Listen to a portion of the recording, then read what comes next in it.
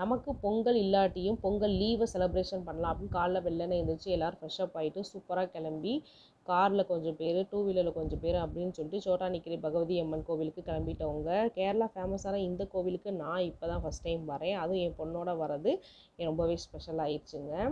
ரொம்ப ப்ளசண்ட்டாக அருமையாக இருந்துச்சுங்க. நிறைய ஃபார்மாலிட்டிஸ், அவங்களோட கல்ச்சரே ரொம்ப டிஃப்ரெண்ட்டாக இருந்துச்சு. சர்டன் பிளேஸ்க்கு அப்புறம் நம்ம கேமராவே யூஸ் பண்ணக்கூடாதுன்னு சொல்லிட்டாங்க. நீங்களும் போனால் யூஸ் பண்ணிடாதீங்க, ஃபோனை வந்து வாங்கி வச்சுக்குவாங்க. அடுத்து பாப்பாவுக்கு எதிர்பாராமல் சாப்பாடு ஊட்டுற ஒரு சந்தோஷமான தருணமும் எங்களுக்கு கிடச்சிச்சு. மேலே பகவதி அம்மனை தரிசனம் பண்ணிட்டு கீழே வந்து பத்திரகாளி அம்மனையும் வந்து தரிசனம்லாம் முடிச்சுட்டு வெளியில் வந்தால் குட்டீஸ்கள்லாம் பசிக்குதுன்னு சொல்லவும் தோசை தான் கிடைக்கும் 11:30க்கு அப்படின்ட்டாங்க. அதையும் சாப்பிட்டு முடிச்சுட்டு வீட்டுக்கு நேராக வந்தாச்சு.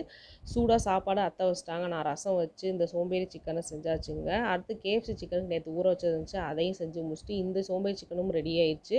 கேஎஃப்சி சிக்கன் ரெடி பண்ணிட்டு பன்னீர் 65 ரெடி பண்ணிவிட்டு டெசர்ட்டுக்கு சாஜா சாப்பிட்டாச்சு. பை.